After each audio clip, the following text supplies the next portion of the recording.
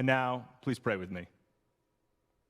May the words of my mouth and the meditations of all of our hearts be acceptable in your sight, O God, our rock and our Redeemer. Amen.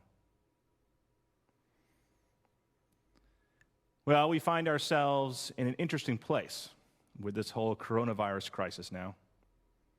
And I have to be honest, it makes me nervous. I'm one of those people who religiously looks through the new coronavirus cases in Harris County every day. The bad news is the number of cases keeps rising and rising at a steady clip. Given what we know about the virus, if the number of cases is rising, then there are a lot of undiagnosed cases out there. This is especially true since newer research indicates that the number of asymptomatic cases is far larger than we first realized. So what am I supposed to do?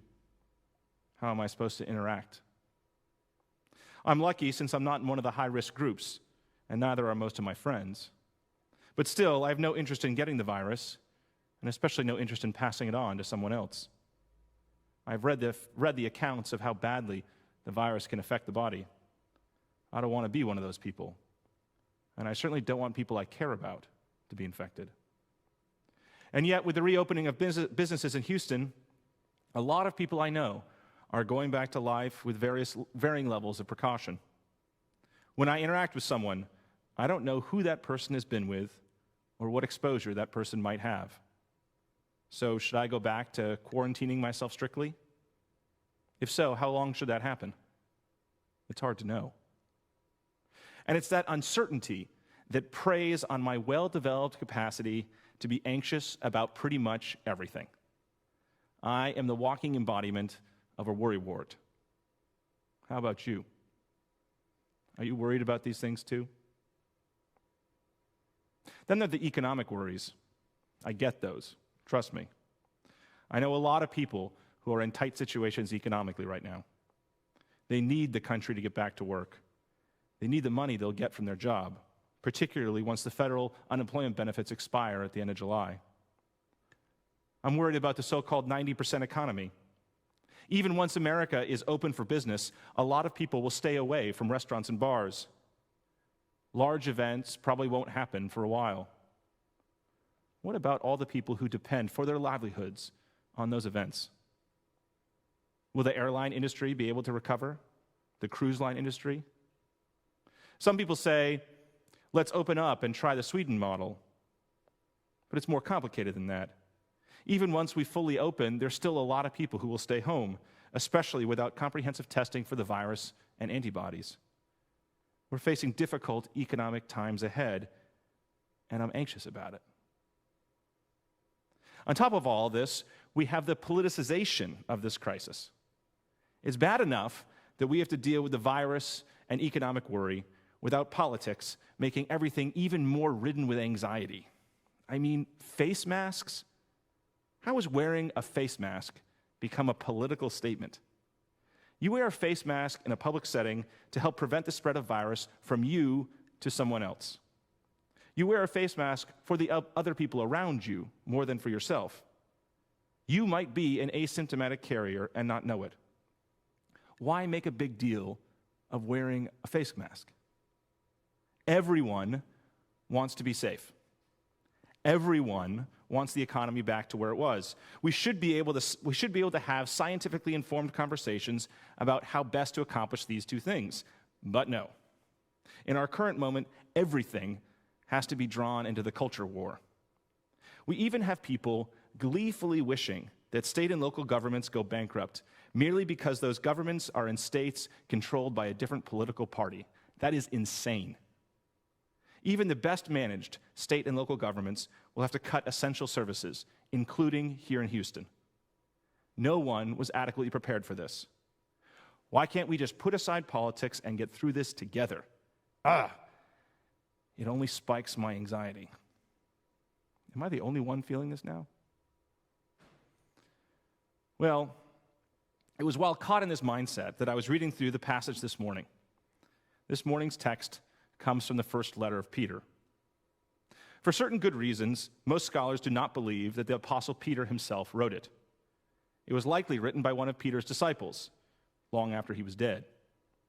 Our best guess is that the letter was written in Rome to churches in Asia Minor, which is modern-day Turkey. As I mentioned a couple weeks ago, the first section of the letter reads like a baptismal sermon, and it very well might have been. Moreover, the intended audience of the letter were undergoing persecution. From internal evidence, it seems likely that this persecution was not of the jailing, arresting, and torturing kind.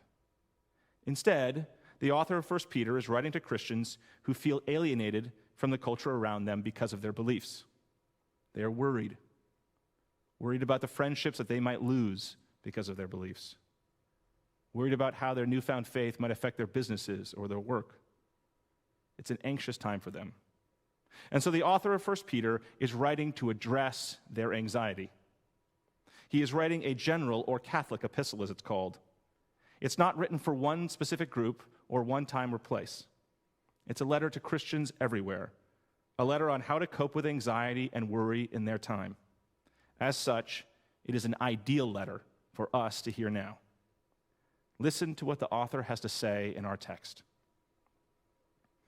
The first thing the author writes is not to be surprised by the fiery ordeal that is happening right now as though it were something strange. What wise words. So often when bad things happen, we get angry, frustrated. Why is this happening to me? Why do I have to endure this?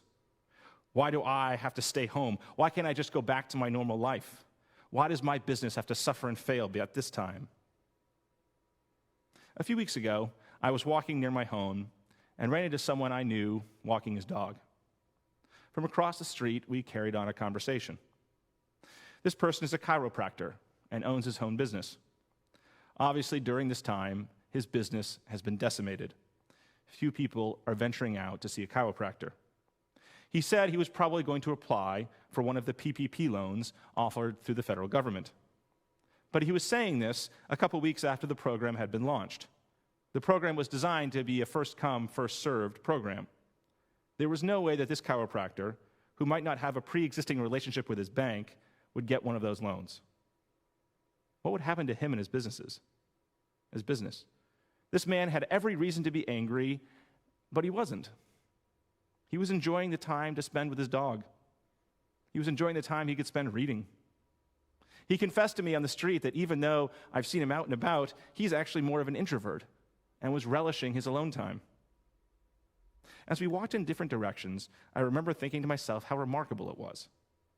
Here was someone who might have been angry, who had every reason to be angry, but wasn't. His anxiety was not overwhelming him. Why? Because he didn't see this crisis as something strange. In his own way, he was taking the advice offered by 1 Peter. Sometimes bad things happen over which we have no control. Why get angry over it? What good will it do? This is very much in line with the philosophy of the Stoics. You must have a realistic view on the world and what you can control. Most of the things that happen in this world are outside our control. We can only control our reaction to those things. We knew a pandemic like this would happen at some point. Could we predict when or how? No. But we knew it would happen. Just that insight, that simple admonition not to be surprised at the current ordeal can do so much to help relieve the anxiety that we feel and refocus on the present, the now. Can we do this? Can we take this advice to heart? The author of 1 Peter goes on to say that we should humble ourselves. Always a good suggestion for Christians. But there's more to this suggestion than it appears. Unfortunately, the lectionary reading cuts out the context that comes immediately before this advice. The text skips from 1 Peter 4, verse 14, to 1 Peter 5, verse 6. In that missing section, we discover that the advice to humble ourselves was directed at the elders, the presbyters, the pastors of the community. The author of 1 Peter wanted to ensure that neither the elders of the church nor the younger members of the church thought too highly of themselves during their period of alienation, their period of stress. That would only cause more problems. It was almost as though the author of 1 Peter had read Edwin Friedman, the famous author of Generation to Generation, one of the best-known texts on leadership in congregations. Friedman examines churches and synagogues as though they were family systems. During times of stress and anxiety, people in churches often respond in ways that have more to do with their family of origin or the long past history of the church and their relationship to it than what's going on at the time. A church leader has to realize this. The anxiety that so often gets directed at leaders in times of stress is not necessarily because of the actions of that leader. That stress and its response often has much more to do with other factors. Friedman says that the solution, the way forward during times of anxiety, is to be a non-anxious presence. Diffuse rather than react to anxiety. Allow yourself to see the situation clearly and articulate it. In other words, humble yourself. The anxiety, what's going on, is not about you. This advice applies equally to people who are not church leaders. Our response to stress has a lot to do with our family of origins, with how our family systems responded to anxiety. The same is true for those around us. How people react to stress varies depending on so many factors. In times of a general anxiety, we're far more likely to react strongly to others in a way that far outweighs what's actually going on. Imagine what would happen if we focused instead on humbling ourselves, on putting some of our ego and goals set aside during a crisis, on trying to be more of a non-anxious presence for others who are also going through an anxious period. Humble ourselves. Don't magnify the stress of others by your emotional reaction. It's okay that those vacation plans won't happen. Maybe something else will. It's okay that the school plans have been thrown off. There will be a way forward. When we humble ourselves and let go of our ego and plans, we reduce our own stress and, equally importantly, the stress of those around us. Being a non-anxious presence makes everyone else less reactive. The author of 1 Peter follows up this advice by telling us to cast all your anxiety on God because God cares for you. This is one of the great insights that those in recovery have for the rest of us. Cast all your anxiety on God because God cares for you. In our world, we are doers. Especially with a group of smart, high-achieving people like all of you, we are those people who like to get things done. We are the people that our family and friends turn to solve problems. We are the great problem solvers, the fixers. That's what we do. So when we're faced with a problem, we tell ourselves that we are the ones who will make it all better until we can't, until we have a pandemic, until our efforts don't get it done. Then, if you're anything like me, the anxiety that was there before goes on overdrive. I go into panic mode because I can't fix the problems like I want to. I know you know what I mean. I know you've been there. This is when it can be such a blessing to let go and let God. You don't have to solve every problem. You don't have to be the one who does it. You don't have to be perfect. You are not capable of that. But when we can acknowledge that and cast our anxiety on God, to ask God to help us in our moment of worry, it really does help. The final section of our passage brings in our good friend, the devil. I say that facetiously, of course. We are good liberals, and therefore don't have time for the devil and other childish superstitions. Why would we ever talk about the devil? I mean, who believes that nonsense anymore? Okay, you're right. I might not believe in some little red man with horns and a pitchfork. But the devil? Maybe I do leave a little room for that. You see, in my experience, we're not always in control like we claim to be, in control of our thoughts and actions. We get into certain headspaces where reality gets distorted, and we react in ways that we might regret later. Humans are not purely rational beings. If it were so, we'd all be saints and live perfect lives. There is an inner churn beneath the surface of our minds that is elemental. It comes up in times of stress and existential angst, when the walls of our world seemingly collapse upon us. While I might not choose the word the devil, I can see why some people do. We all have certain demons that lurk inside. What do we do about them? More to the point, when we worry, when we find ourselves overly anxious, how do we keep the devil at bay so we don't say or do something that we wish we could take back? For me, times of extreme anxiety do twist reality. Certain times seem bigger and more important than they are in reality. My response during these times is to collapse upon myself. I turn inward and become less and less likely to ask for help when I need it. Then I keep pushing forward as though that will somehow get me out of the anxiety that I'm feeling. Sometimes that works. The work gets done. The grief or exhaustion pass. I feel better and more myself. But that's not always the best course of action. What does the text tell us to do? Discipline ourselves. But the translation of the word discipline in our text is not a great translation. The Greek word nepho can also mean to be sober, but the sense of the word is to be free from mental or spiritual drunkenness, that is, from excess passion, ration, and confusion. Its use here is not about literal sobriety. A far better translation would be well balanced. In other words, if you want to resist your demons in times of great stress or worry, be well balanced. For me, my instinct is to turn inward, double down, don't ask for help, and drive myself harder. What if instead my response was to acknowledge the stress and therefore give myself more time and a bit of grace? One day, one more week is not the end of the world. I used to set such fierce deadlines for myself when I became anxious that I only left myself drained and exhausted. I remember several years ago when I lived in Cambridge, I went to visit First Church in Somerville, which is the next town over. The minister at that time was Molly Baskett, who wrote the great book on church renewal entitled Real Good Church.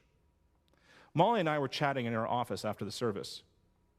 As I recall, she had something on her desk that said, "The pace of church is glacial." I remember chuckling at that. But Molly didn't have that on her desk just for laughs. She had gone through a period of clergy burnout. On the other side of that experience, she made a point for reminding herself that no matter how serious things might seem at the time, there is more time. She can ease up. Churches move slowly. She can be well balanced, as the author of 1 Peter urges us, without sacrificing her work. And I would add one more thing. Being well balanced also means asking for help and delegating. I'm not always the best at those things, as I was reminded the other week by a certain highly skilled music director who will go unnamed. But it's a skill that I need to get better at. And if I want to be more effective and more well balanced, and especially to work better amidst times of stress and anxiety. I'm not sure what being well balanced might mean for you. It will take different forms for different people. But if we're going to survive and even thrive in this time, if we're going to keep our demons at bay, it's worth thinking about deeply. Don't be surprised at the fiery trials you're going through now, as though they were something strange. Be humble. Aim to be a non-anxious presence. Cast your anxiety on God, who cares for you. Be well balanced, so you can resist whatever demons may lurk in these times. All sound advice. We live in worrisome times. There is an excess of anxiety all around us and in us. But this is not the first time that something like this has happened, and it won't be the last. As Christians, we should aim to deal with the situation in as spiritually grounded a way as possible. They'll know we are Christians by our love. They might also know we are Christians by our ability to care for ourselves and others in times of stress. Try out this advice from 1 Peter. Take it for a spin. It might be just what we all need.